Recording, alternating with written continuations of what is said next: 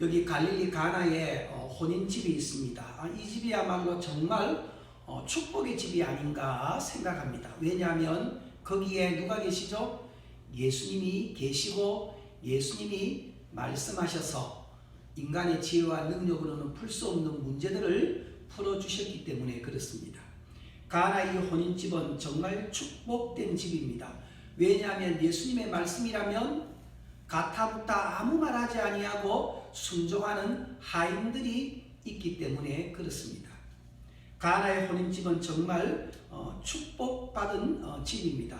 왜냐하면 예수님이 만든 포도주를 맛보고 이것이야말로 이전의 포도주보다 질적으로 낫다라고 주님께서 만드신 것을 알고 칭송했던 연회장이 있었기 때문입니다. 가나의 혼인집은 정말 축복받은 집입니다. 왜냐하면 처음보다 갈수록 모든 사람들이 즐겁고 행복해지는 집이었기 때문에 그렇습니다. 오늘 수요회복 예배에 우리 참석하신 우리 모든 성도님들의 집이 이와 같기를 축복합니다. 우리 권선혜 집사님의 가정이, 우리 오정탁 집사님의 가정이, 우리 비전성명교회 모든 가정이 바로 이와 같은 축복의 가정이 되기를 주의 이름으로 간절히 축복합니다. 저는 우리 교회가 이런 교회가 되리라 믿습니다. 예수님이 말씀하시니 어렵고 힘든 문제가 풀리고 기적의 역사가 일어나는 교회, 앞서 있는 먼저 동역자들이 하나님의 말씀이라면 아멘하며 순종하는 교회, 그리고 주님이 주신 은혜와 기적을 알아보고 그것을 오히려 하나님께 감사드리며 찬양드릴 줄 아는 교회, 처음보다 갈수록 기쁨과 행복이 넘치는 우리 교회가 성령님의 은혜 가운데 그렇게 될 줄 믿습니다. 오늘 이렇게 많은 축복을 받은 가나의 잔치가 있는 이 집, 오늘 말씀의 한 주제를 뽑는다면 그것은 순종입니다. 기적의 공식을 자꾸 복잡게 하지만 여러분, 기적의 공식은 하나님의 말씀에 순종하면 기적, 치유, 회복, 하나님의 영광이 반드시 나타난다는 것이 구약에서부터 신약으로 쭉 넘어오는 축복의 일관된 공식입니다. 오늘 순종이라는 주제로 말씀을 함께 은혜를 나누기를 바랍니다. 첫째, 준비된 순종에 관한 말씀입니다. 예수님께서 말씀하실 때 하인들이 순종합니다. 필름을 한번 거꾸로 돌려볼게요. 연회장에 갖다 주라 그럴 때 그들은 순종했습니다. 근데 필름을 거꾸로 감으면 하인들이 또 순종하죠. 예수님께서 아기의 물을 채워 넣으라 할 때 하인들이 순종합니다. 근데 필름을 또 거꾸로 돌려봅시다.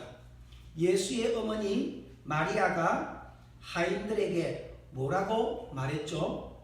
5절 말씀에 보면 그의 어머니가 하인들에게 이르되 너희에게 무슨 말씀을 하시든지 그대로 하라 하니라. 여러분, 집에도 마리아가 있고 교회도 마리아와 같은 사람이 있으면 얼마나 좋겠습니까? 주님께서 곧 어떤 말씀을 하시든지 너희는 그대로 다 순종해라 라고 일러주는 마리아가 있는 집, 마리아와 같은 사람이 있는 교회는 정말 기적의 역사가 일어나게 될 것입니다. 여러분, 순종은 그냥 하다가 덜컥해지는 게 아니거든요. 마음의 준비를 하고 있어야 순종할 수 있습니다. 하인들에게 우리 마리아가 일러두지 않습니까? 주님께서 너희에게 무슨 말씀을 하든지 너희는 그대로 다 순종을 해라 라고 미리 그들에게 부탁을 시키고 순종할 마음을 가질 것을 마리아가 말합니다.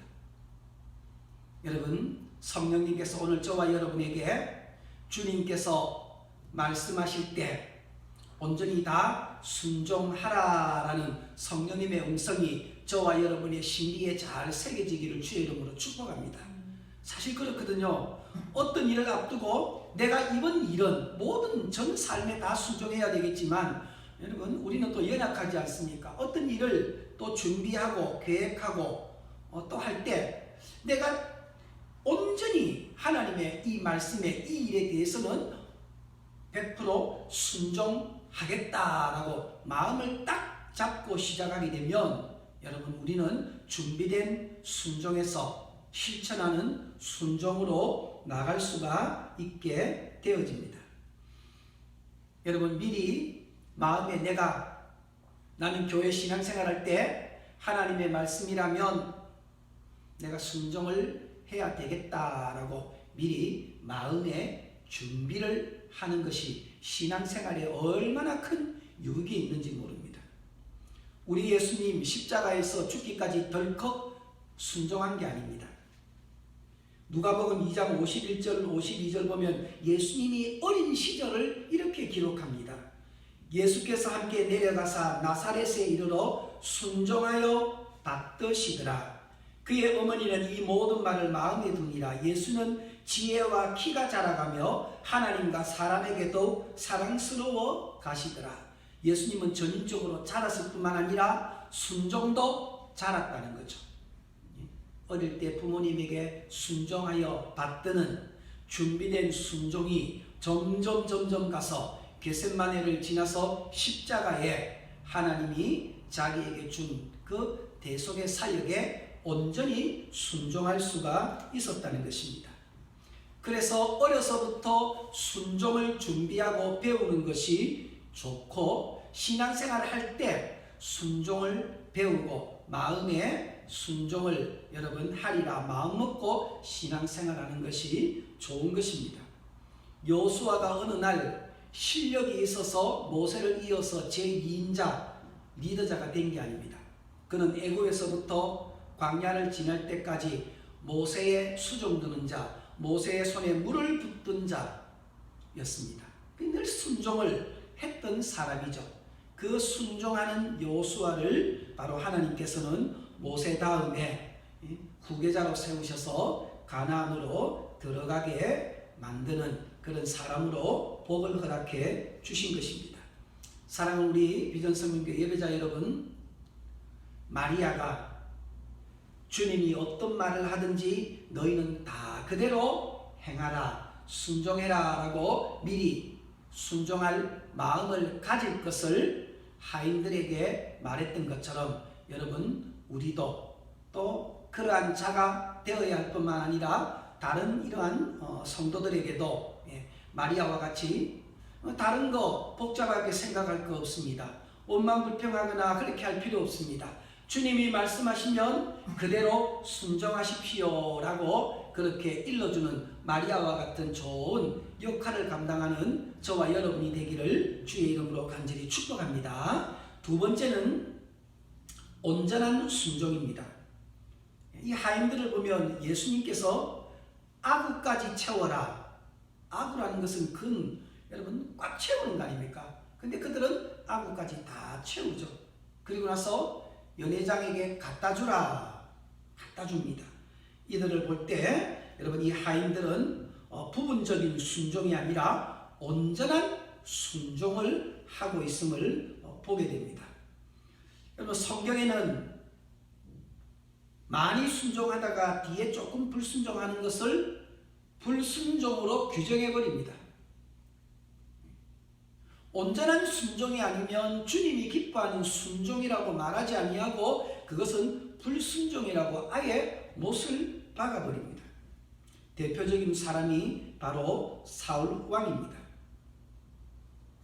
사무엘상 15장 9절부터 12절 말씀해 보면 여러분 이 아말렉에 있는 모든 것들 더 좋은 것들을 다 진멸하라고 사무엘을 통하여 하나님께서 말씀하셨지만 사울은 좋은 것, 기름진 것 이런 것들은 남겨둡니다. 그리고 나중에 이렇게 이야기하죠. 사무엘 앞에 이 기름지고 이 좋은 것 하나님 앞에 드리려고 그랬습니다. 그러면 하나님이 얼마나 기뻐하시겠습니까? 그럴 때 사무엘이 하나님의 말씀을 전하죠. 내가 사울을 왕으로 세운 것을 후회하노니 그가 돌이켜서 나를 따르지 아니하며 내 명령을 행하지 아니하였음이니라 하신지라. 사무엘이 이르되 여호와께서 번제와 다른 제사를 그의 목소리를 청종하는 것을 좋아하심같이 좋아하시겠나이까. 순종이 제사보다 낫고 듣는 것이 순양의 기름보다 나으니 이는 거역하는 것은 점치는 죄와 같고 완고한 것은 사신 우상에게 절하는 죄와 같으니라. 왕이 여호와의 말씀을 버렸으므로 여호와께서도 왕을 버려 왕이 되지 못하게 하셨나이다 하니. 여러분, 온전한 순종이 있을 수 있습니까? 라고 말하지만 순종하기로 마음을 먹고 하나님의 말씀에 순종의 발을 내딛으면 성령님께서 그때 여러분 육신적인 생각이나 불순종하게 만드는 것들을 이길 수 있는 힘을 주어서 하나님의 말씀이 임하면 온전히 순종할 수 있는 힘을 우리들에게 준다는 것을 우리는 꼭 기억해야 합니다. 여리고성을 하루에 한 바퀴 7일째는 7바퀴를 돌라고 했을 때 이스라엘 백성들은 그대로 온전히 다 순종했습니다. 나팔을 불 때 함성을 지르라고 할 때 함성을 질렀습니다. 어느 한 부분에는 이것은 내 이성으로 계산으로 생각해 볼 때 이것은 맞지 않다라고 그렇게 불순종한 사람이 없이 온전히 순종할 때 여리고성은 하나님의 능력으로 무너지고 말았습니다. 나아만 장군이 요단강에서 7번 목욕하라고 했을 때 1번, 2번, 3번, 4번, 5번, 6번에서 그친 것이나 마지막 7번째 요단강에 몸을 담그고 일어섰을 때 그의 나병이 깨끗하게 나았다는 거죠. 성경의 7이라는 숫자는 완전수를 의미하는 것이죠. 엘리야가 하나님께서 3년 6개월 동안에 다쳤던 비를 주리라 말씀할 때 엘리야는 자기 머리를 자기 다리 사이에 넣고 7번 구름이 떠오르기까지 기도했습니다. 여러분, 이것은 온전한 순종이죠. 그럴 때 하늘문이 열리고 축복의 비가 쏟아지게 된 것입니다.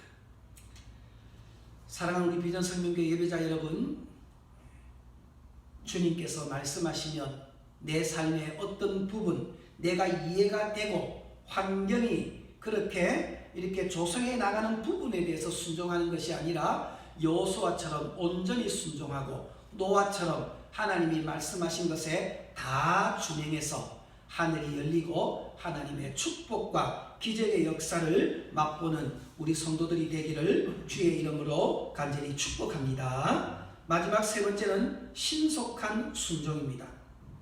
예수님이 아구에 채우라 그럴 때 그들은 곧바로 채웁니다. 그리고 연회장에 갖다 주라 그럴 때 신속하게 갖다 줍니다. 순종은 빠르면 빠를수록 좋습니다.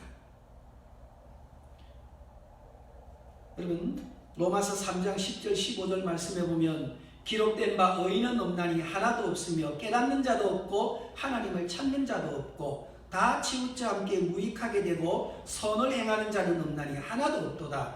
그들의 목구멍은 열린 무덤이요 그 혀로는 속임을 일삼으며 그 입술에는 독사의 독이 있고 그 입에는 저주와 악독이 가득하고 그 발은 피 흘리는데 빠른지라 그랬습니다. 죄인은 그렇거든요. 피 흘리는데 육적인 것 이런 것에는 얼마나 광속으로 반응하는지 모릅니다.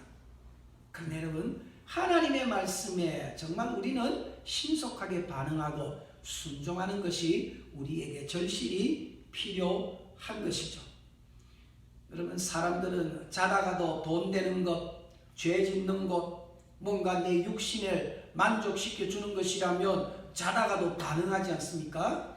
그러나 성령님을 모시고 사는 우리 그리스도인들은 그런 것에는 정말 곰탱이같이 느리게 반응하고 오히려 하나님의 말씀이라면 빠르게 반응하고 순종하는 자가 되어야 주님이 기뻐하시고 주님의 역사를 우리는 풍성하게 빨리 보게 되는 것입니다.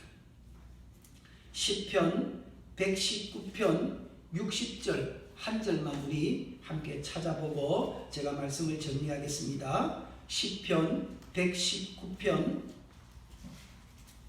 60절 한 절 말씀입니다. 주의 계명들을 지키기에 신속히 하고 지체하지 아니하였나이다. 우리 다 같이 한번 다시 읽어볼까요? 시작. 주의 계명들을 지키기에 신속히 하고 지체하지 아니하였나이다. 주의 말씀이라면 지체하지 아니하고 신속하게 행하였다는 이 고백이 저와 여러분의 고백이 되기를 주의 이름으로 간절히 축복합니다. 준비된 순종, 온전한 순종, 신속한 순종. 그러니까 거기에 순종한 하인들에게는 자유함이 있죠. 진정한 평안이 있습니다. 그리고 기적을 맛봅니다. 풍성한 하나님의 역사가 일어났습니다. 그리고 그 순종하는 사람들 때문에 전체의 모든 공동체에 기쁨의 역사가 일어나고 하나님의 영광이 임했다는 것을 보게 됩니다. 에레미야 42장 6절 읽고 제가 마치겠습니다. 우리가 당신을 우리 하나님 여호와께 보내면 그의 목소리가 우리에게 좋든지 좋지 않든지를 막론하고 순종하려 함이라. 우리가 우리 하나님 여호와의 목소리를 순종하면 우리에게 복이 있으리이다 하니라.